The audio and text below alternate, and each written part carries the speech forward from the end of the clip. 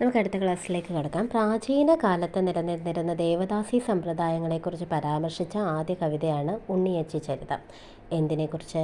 പ്രാചീന കാലത്ത് നിലനിന്നിരുന്ന ദേവദാസി സമ്പ്രദായങ്ങളെക്കുറിച്ച് പരാമർശിച്ച ആദ്യ കവിതയാണ് ഉണ്ണിയച്ചി ചരിതം. ഉണ്ണിയച്ചി ചരിതം എന്തിനെക്കുറിച്ച്? ദേവദാസി സമ്പ്രദായങ്ങളെക്കുറിച്ച് പരാമർശിച്ച ആദ്യ കവിതയാണ്. ഏത് കാലത്താണ്? പ്രാചീന കാലത്ത് നിലനിന്നിരുന്ന ദേവദാസി സമ്പ്രദായത്തെക്കുറിച്ചാണ് ഈ കവിതയിൽ പരാമർശിക്കുന്നത്. അടുത്ത ക്വസ്റ്റ്യൻ, മണിമേഖല എന്ന കൃതി എഴുതിയതാണ് സാത്തനാർ. സാത്തനാർ എന്താണ് എഴുതിയത്? മണിമേഖല എന്ന കൃതി എഴുതിയതാണ് സാത്തനാർ. പല PSC ക്വസ്റ്റ്യൻസിലും നമ്മൾ കണ്ട ഒരു ക്വസ്റ്റ്യൻ തന്നെയാണ് മണിമേഖല എന്ന കൃതി എഴുതിയത് ആരാണ് എന്നുള്ളത്. അത് വെരി ഇമ്പോർട്ടൻറ്റ് ക്വസ്റ്റ്യൻ തന്നെയാണ്. മണിമേഖല ഒന്ന് നോട്ട് ചെയ്തേര്. മണിമേഖല എന്ന കൃതി എഴുതിയതാരാണ്? സാത്തനാറാണ്. ചിലപ്പതികാരം രചിച്ചത് ഇളങ്കോവടികൾ. ചിലപ്പതികാരം ഈ ക്വസ്റ്റ്യനും PSCക്ക് ഭയങ്കരമായിട്ട് ഇഷ്ടമുള്ള ക്വസ്റ്റ്യൻസ് തന്നെയാണ് ഇനി പറയാൻ പോകുന്ന ക്വസ്റ്റ്യൻസ് എല്ലാം തന്നെ. ഇപ്പം മണിമേഖല എഴുതിയത് സാത്തനാറാണ്. ചിലപ്പതികാരം എഴുതിയതാരാണ്? ഇളങ്കോവടികൾ. ഇതും പല പ്രീവിയസ് ക്വസ്റ്റ്യൻ പേപ്പറിലും കണ്ടുവരുന്ന ക്വസ്റ്റ്യൻസാണ്. ചിലപ്പതികാരം രചിച്ചത് ഇളങ്കോവടികളാണ്. മണിമേഖല എന്ന കൃതി രചിച്ചത് സാത്തനാറാണ്. സംഘകാല കൃതിയായ പതിറ്റുപത്ത് ക്രോഡീകരിച്ചത് കപിലറാണ്. അപ്പം സംഘകാല കൃതിയ ഏതാണ്? പതിറ്റുപത്ത്. സംഘകാല കൃതി പതിറ്റുപത്ത് അത് ക്രോഡീകരിച്ചതാരാണ്? കപിലർ എന്താണ് ക്രോഡീകരിച്ചത്? സംഘകാല കൃതിയായ പതിറ്റുപത്താണ് ക്രോഡീകരിച്ചത്. അപ്പം ചിലപ്പതികാരം രചിച്ചത് ഇളങ്കോവടികൾ. മണിമേഖല എന്ന കൃതി രചിച്ചത് സാത്തനാറാണ്. സംഘകാല കൃതിയായ പതിറ്റുപത്ത് ക്രോഡീകരിച്ചത് കപിലറാണ്. തൊൽക്കാപ്പിയം രചിച്ചത് തൊൽക്കാപ്പിയറാണ്. ആ പേരിൽ നിന്ന് തന്നെ നമുക്ക് ആൻസർ കിട്ടും. തൊൽക്കാപ്പിയം രചിച്ചത് ആരാണ്? തൊൽക്കാപ്പിയറാണ്. ജൈനമതത്തെപ്പറ്റി പ്രതിപാദിക്കുന്ന സംഘകാല കൃതിയാണ് ചിലപ്പതികാരം. ചിലപ്പതികാരം എന്താണ്? ജൈനമതത്തെ പറ്റിയാണ് പ്രതിപാദിക്കുന്ന സംഘകാല കൃതിയാണ്. നമ്മൾ സംഘകാല കൃതിയായ പതിറ്റുപത്ത് ക്രോഡീകരിച്ചത് കപിലറാണെന്ന് പറഞ്ഞു. അതുപോലെ തന്നെ ജൈനമതത്തെ പറ്റിയാണ് പ്രതിപാദിക്കുന്ന സംഘകാല കൃതി ഏതാണ്? ചിലപ്പതികാരം. അപ്പം ചിലപ്പതികാരം എഴുതിയതാരാണെന്നാണ് നമ്മൾ പറഞ്ഞത്? ഇളങ്കോവടികളാണ് ചിലപ്പതികാരം എഴുതിയത്. ഇളങ്കോവടികൾ എഴുതിയ ചിലപ്പതികാരം എന്തിനെ പറ്റിയാണ് പ്രതിപാദിക്കുന്നത്? ജൈനമതത്തെ പറ്റിയാണ് പ്രതിപാദിക്കുന്നത്. അതെന്താണ്? സംഘകാല കൃതിയാണ് അല്ലേ? സംഘകാല കൃതിയാണ് എന്ത്? ചിലപ്പതികാരം. ആരാണ് എഴുതിയത്? ഇളങ്കോവടികളാണ് എഴുതിയത്. ഏഴിമലയെപ്പറ്റി പ്രതിപാദിക്കുന്ന അതുലൻ്റെ കൃതിയാണ് മൂഷകവംശം. എന്തിനെപ്പറ്റി? ഏഴിമലയെപ്പറ്റി പ്രതിപാദിക്കുന്ന അതുലൻ്റെ കൃതി. അതുലനാണ് എഴുതിയ കൃതിയാണ് ഏത്? മൂഷകവംശം. ആ മൂഷകവംശത്തെക്കുറിച്ച് എന്താണ് പ്രതിപാദിക്കുന്നത്? ഏഴിമലയെപ്പറ്റി. ഏഴിമല എന്ന് പറയുന്നത് നാവിക അക്കാദമിയുള്ള ഒരു സ്ഥലമാണ്. നാവിക അക്കാദമി സ്ഥിതി ചെയ്യുന്ന സ്ഥലമാണ് ഏഴിമല എന്ന് പറയുന്നത്. അപ്പം ഏഴിമലയെപ്പറ്റി പ്രതിപാദിക്കുന്ന അതുലൻ്റെ കൃതി ഏതാണ്? മൂഷകവംശമാണ്. ഇനി പറയുന്ന ക്വസ്റ്റ്യൻസൊക്കെ വളരെ ഇമ്പോർട്ടൻ്റ് ആണ്. PSCക്ക് ഒരുപാട് ഇഷ്ടമുള്ള ക്വസ്റ്റ്യൻസാണ്. പല PSC പ്രീവിയസ് ക്വസ്റ്റ്യൻ പേപ്പേഴ്സിൽ കണ്ടിട്ടുള്ള ക്വസ്റ്റ്യൻസ് തന്നെയാണ്. അപ്പോൾ ഓർത്തിരുന്നോളുക. നമുക്ക് തുടങ്ങാം. മലബാർ മാനുവൽ എഴുതിയത് വില്യം ലോഗൻ എന്താണ് എഴുതിയത്? മലബാർ മാനുവൽ. ട്രാവൻകൂർ മാനുവൽ എഴുതിയത് Nagam Aiya. Malabar manual William Logan. Travancore manual Nagam Aiya. Cochin manual C Achutha Menon.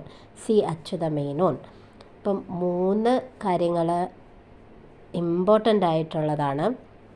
Malabar manual പല പ്രീവിയസ് ക്വസ്റ്റ്യൻ പേപ്പറിലും മലബാർ മാനുവലും ട്രാവൻകൂർ മാനുവലും ചോദിച്ചിട്ടുള്ളതാണ്. ഇനിയും നിങ്ങൾ മറക്കരുത്.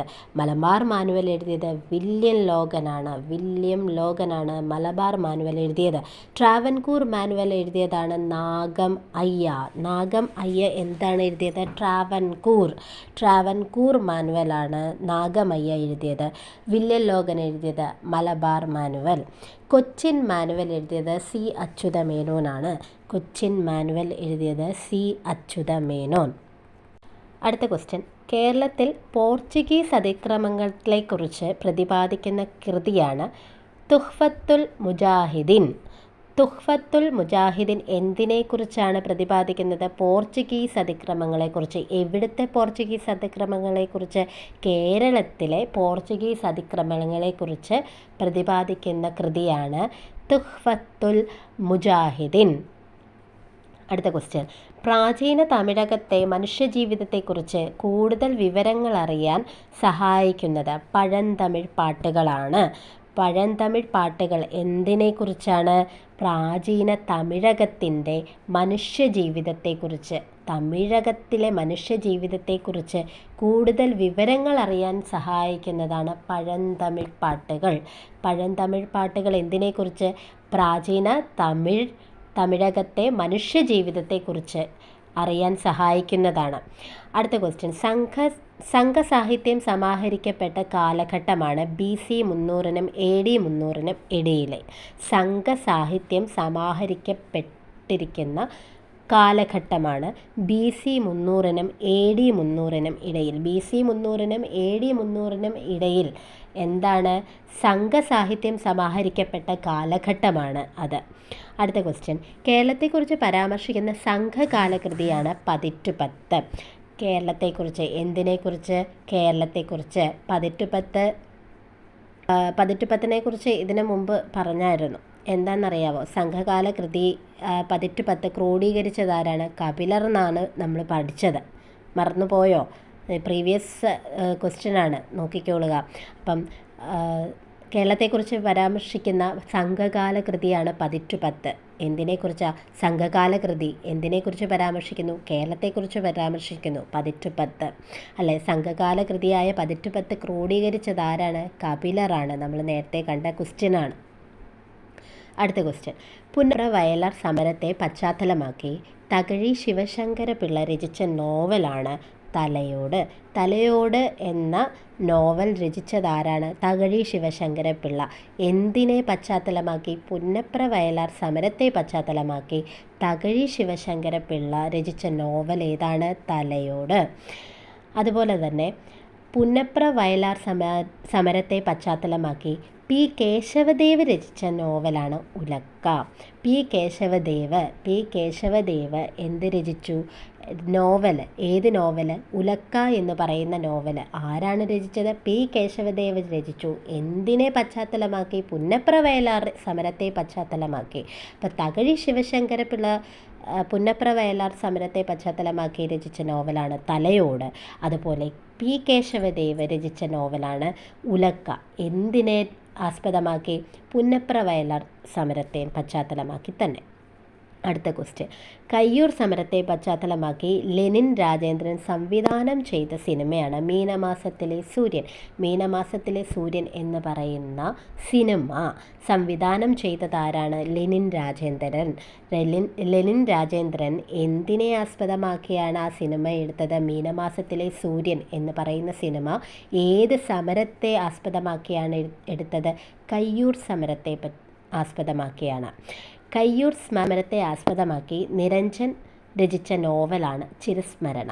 നിരഞ്ജൻ രചിച്ച നോവൽ ചിരസ്മരണ. ഏത് സമരം? കയ്യൂർ സമരം.